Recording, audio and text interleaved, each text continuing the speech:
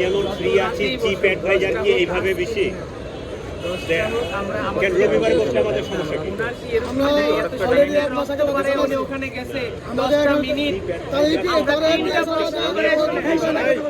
আমরা ওনাকে 10 মিনিট সময় আমাদের জন্য হবে না। ওনাকে 3টা রবিবারে তো টাইম দিছে।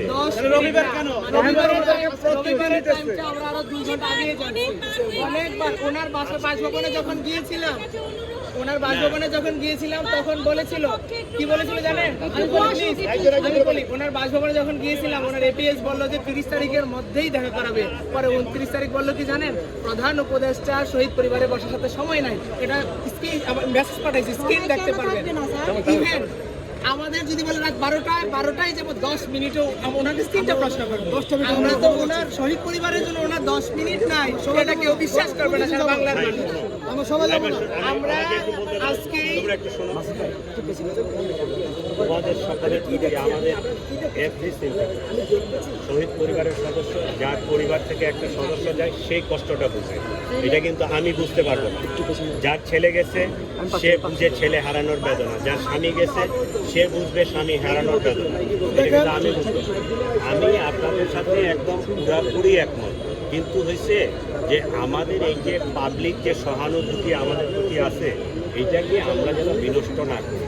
এই যে ঘন্টার পর ঘন্টা, দিনের পর দিন, রাতের পর রাত রাস্তা বন্ধ করে দিচ্ছি, মানুষ কিন্তু আমাদের উপর ভালো দৃষ্টিতে এটা দেখে না।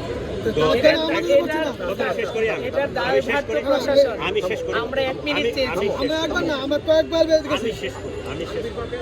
আমরা আপনাদের যে দাবিটা, আপনাদের যে বক্তব্যটা, এটা কিন্তু পৌঁছাইছি, যথাযথ জায়গায় পৌঁছাইছি, কথা বলছি। আমি কিন্তু পট করে আসে কোনো একটা সিদ্ধান্ত দেইনি আপনাদেরকে, দিছি কি?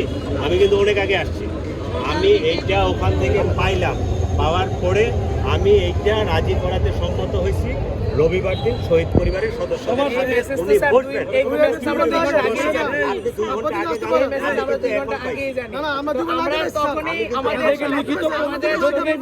আমাদের শহীদ পরিবারের কেন্দ্রে একটা গ্রুপ আছে, সেখানে 850 শহীদ আছে।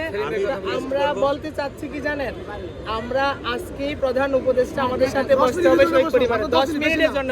আমরা যাব না, প্রয়োজনে শহীদ পরিবার জীবন দিয়ে দিবে, রাজপথ ছাড়বে না। আমি আরেকটা রিকোয়েস্ট করি, তাহলে আমরা এই রাস্তাগুলো ছাড় দিয়ে একপাশে বসি, আমি এটা কমিউনিকেট করি। আপনি কমিউনিকেট করে আপডেটটা আমাদেরকে দেন।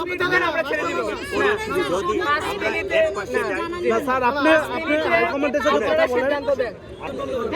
সবাই শুনেন, ভাই আমি একটু বলি। আমি শুনেন, আমি কিন্তু আপনাদেরকে চলে যাইতে বলি নাই। আমি বলছি আমরা যদি এই কথাটা কমিউনিকেট করে কি মেসেজ হয়, আমরা এক সাইডে যাই, রাস্তাটা ক্লিয়ার করে দিই। আবার যদি মনে করেন যে আমার মনোপুত না হয়, আবার আপনারা বুঝতে পারবেন না। আমরা যদি আজকে এই শাহবাগের গোলচক্করে না আসতাম, আপনি নজরুল ভাই এখানে আসে আপনি আমাদের সাথে কথা বলতেন না। এটা ক্লিয়ার, এটা ঠিক। প্রধান উপদেষ্টা বা যারা আছে তারা আমাদেরকে ঘুরেও দেখতো না, তারা আমাদের কাছে লিস্টও চাইতো না। আমরা এখানে অবস্থান করছি জন্যই তারা আমাদেরকে ডাকতো। তাছাড়া তার আগে আমরা এখানে না আসার জন্য আপ্রাণ চেষ্টা করছি।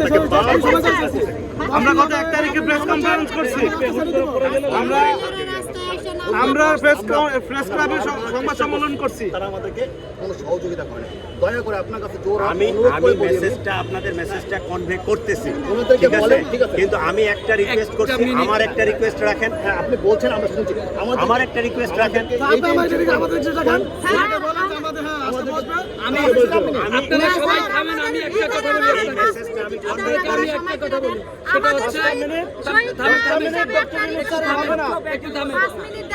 যেখানে শহীদ পরিবার তার কাছে আরো 15 দিন আগে লিস্ট দিয়ে শহীদ পরিবার তার বাসার সামনে 5.5 ঘন্টা অপেক্ষা করে তারপরে শহীদ পরিবার চলে আসছে। এরপরে আমরা প্রেস কনফারেন্স করেছি।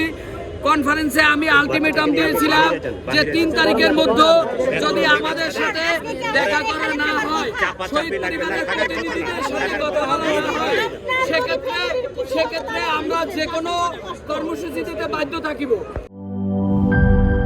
জীবনের সাথে চলে high five, all time healthy life. নিশ্চিন্তে খান স্বাস্থ্যকর অল টাইম পান, অল টাইম হেলদি লাইফ।